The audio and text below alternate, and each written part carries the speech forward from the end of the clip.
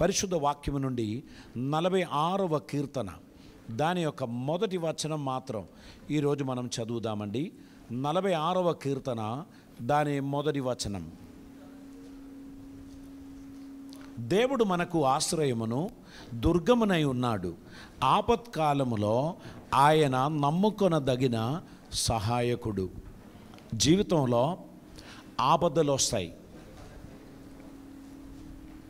దేశం పైన, ప్రజలపైన, ప్రకృతి వికటించినప్పుడు, ప్రకృతి కోపించినప్పుడు ఆపదలు వస్తాయి. దాన్ని ఎవరు ఆపలేరు. అది జరిగిన తర్వాత కాపాడుకోవడానికి ఉన్న ప్రయత్నాలు చేయడం తప్ప దాన్ని ఆపడానికి ఎవరికి వీలు కాదు. సపోజ్ ఒక తుఫాన్ ఒక ప్రాంతానికి వస్తున్నారు అని చెప్పగలుగుతారు. ఆ తుఫాను ఆపడానికి ఉన్న శక్తి ఎవరికి లేదు. అది ఫలానా స్పీడ్లో ఉంది, ఫలానా తీరానికి ఒడ్డునకు వస్తున్నది అనేటువంటి వివరాలు మనకు తెలియపరిచారు. కానీ దాన్ని డైవర్ట్ చేయడానికి ఉన్న శక్తి ఏ ప్రభుత్వానికి లేదు. కుటుంబం పైన అన్ఎక్స్పెక్టెడ్గా కొన్ని తుఫానులు వస్తాయి. కొందరికి అది ఫైనాన్షియల్ ట్రబుల్స్తో కూడినటువంటిది అయి ఉంటాయి. కొందరికి మానసికమైన విభ్రాంతి కలిగించేటువంటిది అయి ఉంటాయి. కొందరికి బయట చెప్పుకోవడానికి ఇబ్బందికరమైనటువంటి సిట్యువేషన్స్ కావచ్చు. కొందరికి రోగాలు కావచ్చు, కొందరికి ఇబ్బందులు కావచ్చు.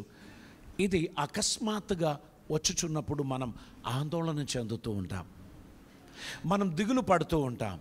ఎవరు సహాయం చేయడానికి లేని ఒక కాలం మనకు ఎదురైనప్పుడు మనం నిజంగా అయోమయములో పడతాం.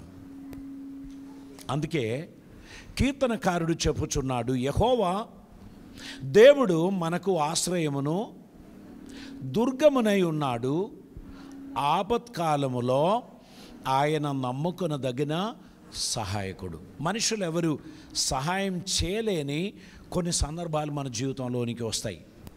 అప్పుడు అందరూ బయట నిలబడి చూడడం తప్ప మనతో ఎవరూ రారు. అటువంటి సిచ్యువేషన్స్ జీవితంలో వచ్చినప్పుడు మనము ఏ విధంగా ఆ క్రైసిస్ నుండి మనం విడుదల పొందవచ్చు, ఏ విధంగా మనము అందులో నుండి బయటపడవచ్చు అనేటువంటిది మనం ఆలోచించుచున్నప్పుడు చాలా మందికి మనుషులకు అర్థం కాని అనేక సందర్భాలు జీవితంలోనికి వస్తాయి. అప్పుడు ఆందోళన చెందుతాం. ప్రియమైన వారు ఏడుస్తూ ఉంటారు. కుటుంబంలో ఒకరు, సంఘంలో ఒకరు సమస్యల్లో పడినప్పుడు ఎవరు కూడా వెళ్ళి సహాయం చేయలేని ఒక సిచ్యువేషన్ వచ్చినప్పుడు మనం చేయగలిగినది ఒకటే, ప్రార్థనా సహాయం. ప్రార్థన దేవుడు విని తన చిత్తం నెరవేర్చి ఆ సమస్యల నుండి వారిని విడిపిస్తారు. అయితే గుర్తుపెట్టుకోవాల్సినటువంటిది ఏంటంటే, ఏదైనా ఒక సమస్య జరిగితే ఆ సమస్య నుండి విడుదల పొందడానికి సర్టన్ టైం, కొంత సమయం మనం కనిపెట్టాల్సి వస్తుంది. సపోజ్ ఒక ఫ్రాక్చర్ అయింది, ఎంత ప్రార్థన చేసినా డాక్టర్ 3 months చెప్పినప్పుడు కనీసం 2 months అయినా మనం వేచి ఉండాల్సిందే. వారు ఎంతో ఘోరమైన పరిస్థితి ఇది, వీటి నుంచి విడుదల ఉండదు అని చెప్పిన ప్రార్థన ద్వారా దేవుడు అద్భుతాలు చేస్తాడు. But still we have to go through the process.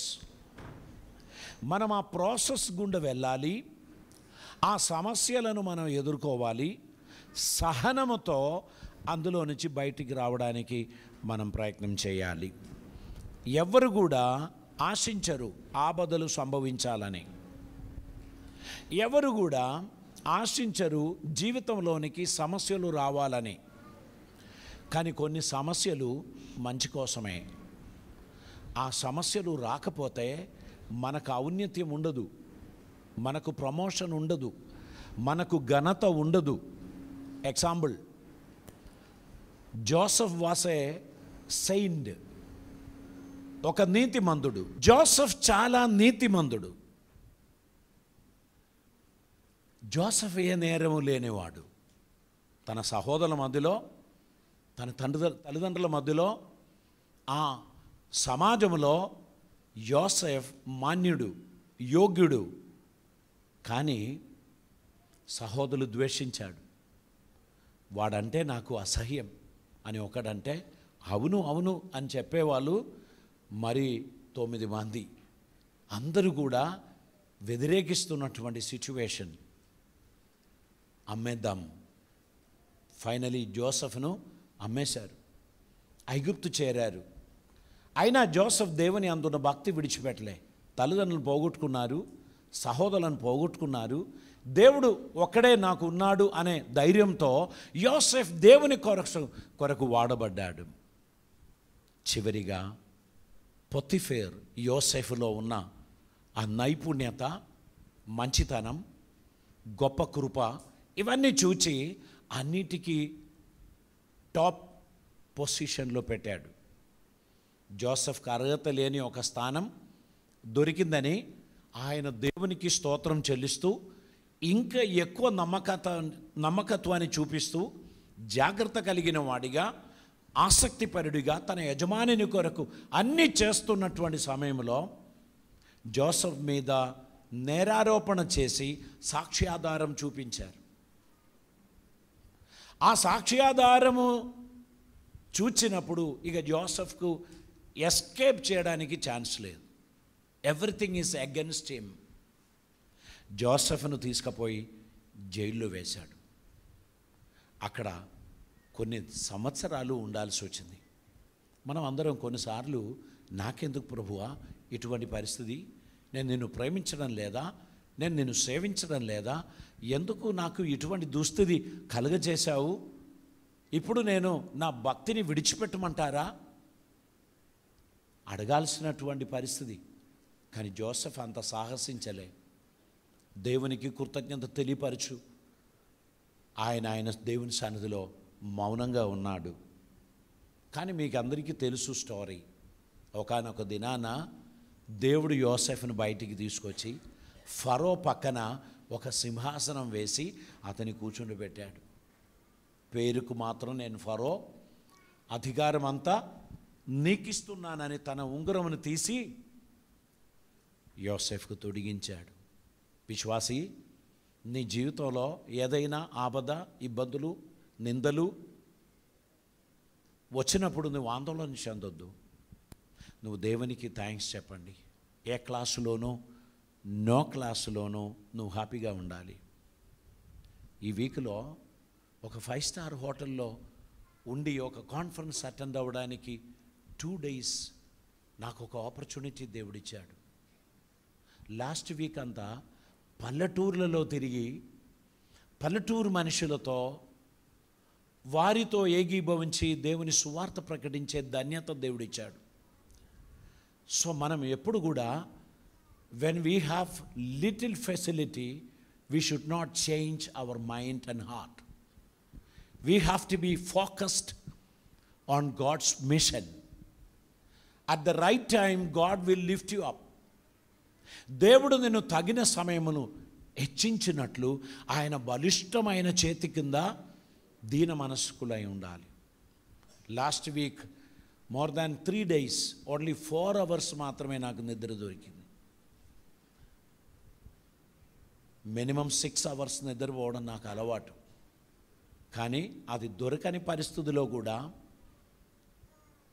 మనస్సు నిరాశ చెంది, టెన్షన్ పడి, ఇతరులను హర్ట్ చేసి మనం హర్ట్ అయి మనం ఉండడానికి వీల్లేదు. ఈచ్ అండ్ ఎవ్రీ టైం ఎటువంటి పొజిషన్లో దేవుడు మనల్ని పంపినా అప్పుడు lord, I'm thankful to you because you are with me. నువ్వు నాతో ఉన్నందుకు నేను సంతోషిస్తున్నాను. నా రోగముల మధ్యలో డాక్టర్స్ లాభం లేదు అని చెప్పినప్పుడు కూడా నువ్వు నాతో ఉన్నందుకు ఐఎమ్ హ్యాపీ అనేటువంటి ఒక యాటిట్యూడ్ డెవలప్ చేసుకోండి. దేవుడు మనకు ఆశ్రయమును దుర్గమునై ఉన్నాడు. ఆపత్కాలములో ఆయన నమ్ముకొనదగిన సహాయకుడు. దేవునికి స్తోత్రం. సమస్యలలో చిక్కిపోవడానికి ఆస్కారం ఉన్నటువంటి మార్గాలను అవాయిడ్ చేయండి. We have to be careful with our friends. If you walk with somebody, you must study them, you must understand them. కొంతమంది మనల్ని ఆగం చేసేసి పారిపోతాడు, వాళ్ళు ఎస్కేప్ అవుతారు, మనం పట్టబడతాం. అటువంటి ఫ్రెండ్షిప్లో ఏనాడు మీరు ఉండకూడదు. అది మీకు సాతానుగాడు పెట్టిన ఒక వల, ఒక చిచ్చు. అందులో మీరు పడిపోవద్దు. You have to study and search the ways you walk through. మీరు వెళ్ళుచున్న మార్గాన్ని సరిగా అర్థం చేసుకొని సరైన డిసిషన్స్ తీసుకొని మీరు వెళ్ళండి. మన పొరపాటు వలన ఒక ఇరుకాట మనకు వస్తాయి, మన పొరపాటు వలన ఒక సమస్య మనకు వస్తాయి. ఎవరు మనల్ని కాపాడలేరు, ఎవరు మనకు సహాయం చేయలేరు. అటువంటి సందర్భంలో దేవుడు కూడా న్యాయం చేయువాడు గనుక బహుశా ఆయన కూడా కొంత మౌనం పాటిస్తాడేమో. ఏ సిచ్యువేషన్స్ గుండా మీరు వెళ్ళినా దేవునికి కృతజ్ఞత తెలియపరచడానికి ప్రయత్నం చేయండి. నంబర్ 1, ఏ విధంగా మనం ఈ ఆపదను ఎదుర్కోగలం? ఈ ఆపద రాకుండా ఉండడానికి మన మార్గాలను స్టడీ చేసుకోండి. మన ఫూలిష్నెస్ను బట్టి మనం కొన్ని ఆపదలు తెచ్చుకుంటాం. మన అజాగ్రత్తను బట్టి మనం కొన్ని ఆపదలు తెచ్చుకుంటాం. మన ఓవర్ కాన్ఫిడెన్స్ను బట్టి మనం కొన్ని ఆపదలు తెచ్చుకుంటాం. మనం డ్రైవ్ చేస్తూ పోతున్నప్పుడు అక్కడ ఒక బోర్డు కనబడింది, వేగం కన్నా ప్రాణం మిన్న. అది మన అంతరాత్మతో మాట్లాడుచున్న ఒక హెచ్చరిక. అప్పుడేం చేయాలి? వెహికల్ ఎంత సూపర్గా ఉన్నా, రోడ్ ఎంత అద్భుతంగా ఉన్నా, లిమిట్లో ఉండడానికి, కంట్రోల్ చేయగలిగిన స్పీడ్లో ఉండడానికి మనం ప్రయత్నం చేయవలసినటువంటి అవసరత ఉంది. మన నిర్లక్ష్యం, మన అజాగ్రత్త, మన ఓవర్ కాన్ఫిడెన్స్, ఇది మన జీవితంలోనికి ఆపదలు తీసుకొస్తుంది. గనుక మనము ఆ సమస్యలలో చిక్కకపోకుండా ఉండడానికి ప్రార్థన చేయాలి. Don't think that God delights your danger and trouble. మీకు కష్టం వచ్చినప్పుడు దేవుడు ఆనందిస్తున్నాడని అనుకోకండి. పిల్లలు ఎవరైనా కింద పడ్డారు, మోకాల దగ్గర చర్మం పోయింది, రక్తం చిన్న చిన్నగా వస్తుంది, ఏ తల్లి కూడా నవ్వరు. నవ్వుతారా? నో నో నో, అయ్యో నేను చెప్పాను నువ్వు ఉరుకొద్దని కదా అని చెప్పినా ఎత్తుకొని ఒడిలో కూర్చోబెట్టి కొంచెం ఫస్ట్ ఎయిడ్ చేయడానికి ప్రయత్నం చేస్తాడు. వెంటనే ఫోన్ చేసి, ఏమండి వీడు పడ్డాడు, మీరు పరిగెడుతూ రండి అని చెప్పి హస్బెండ్ని కూడా పిలుస్తారు. అవసరమైతే డాక్టర్కి చూపెడతాడు, అవసరం లేకపోతే వారికి తెలిసిన ఫస్ట్ ఎయిడ్స్ అన్ని చేసి బాబును ప్రొటెక్ట్ చేయడానికి ప్రయత్నం చేస్తాడు. దేవుడు కూడా అంతేనండి. మీరు ఆపదలో పడిపోయినప్పుడు ఆయన చెప్పట్టు కొట్టి భలే బేష్ అని దేవుడు ఎప్పుడూ చెప్పడు. అది మన అజ్ఞానం కావచ్చు, మన అజాగ్రత్త కావచ్చు, మన ఓవర్ కాన్ఫిడెన్స్ కావచ్చు, కానీ దేవుడు సంతోషించడు.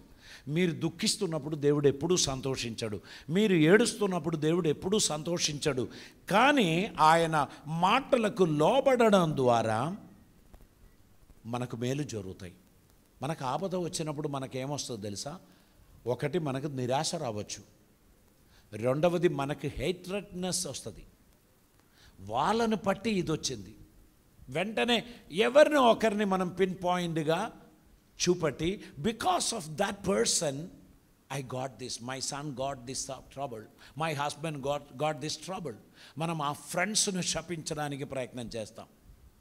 కొంతమంది స్వయం శపిస్తారు, నువ్వు వేస్ట్, నువ్వు బ్రతకడమే వేస్ట్, నువ్వు ఎందుకుంటున్నావు, పో చావు అని ఆ అంతరాత్మతో దురాత్మ మాట్లాడుతాడు.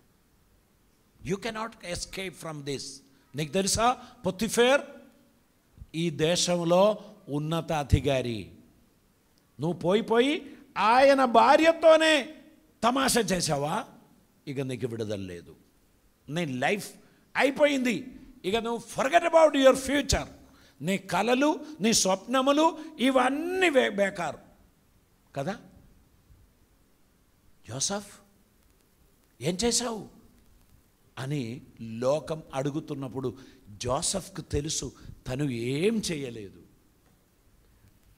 కనుక నాకు రక్షణ వస్తుంది. యోసేఫ్ కూడా ఈ చెరసాలలో నుంచి విడుదల పొందినప్పుడు తన దేశం గురించి చెప్పాలని, తన తల్లిదండ్రుల గురించి చెప్పాలని జోసెఫ్కి ఆశ ఉంది. ఏమని? వారిని చూడాలి, దయచేసి నన్ను అక్కడ దాకా చేరడానికి ఉన్న ట్రైన్ ఫేరో, బస్ ఫేరో, ఎట్ల మండి ఫేరో ఏదో ఒకటి ఇచ్చి నన్ను పంపించండి అని చెప్పాలని జోసెఫ్కు ఉంది. కానీ దేవుడు ఏం చేశాడు? అసలు రథమే పంపించాడు. ఫరో రాజుని రథమే పంపించి వెళ్ళి యాకోబును, యోసేఫు అన్నయ్యలను అందరినీ పట్టుకరండి కదా. దేవుడు ఎంత గొప్ప కార్యాలు చేస్తారు. ఒక్క నెగటివ్ రిజల్ట్స్ వచ్చినప్పుడు మీ ఫ్రెండ్స్ అందరూ చెప్తారు, ఏం లేకపోతే అట్లా జరగదమ్మా, ఏదో ఒకటి ఉన్నది, ఎంతో కొంచెం ఉన్నది అని అంటారు. ఆందోళన చెందకు, ధైర్యంగా ఉండు. దేవుడు తగిన సమయంలో అద్భుతం చేస్తాడు. మన మీద మనకు ద్వేషం రావద్దు, కోపం రావద్దు, నిరాశ రావద్దు.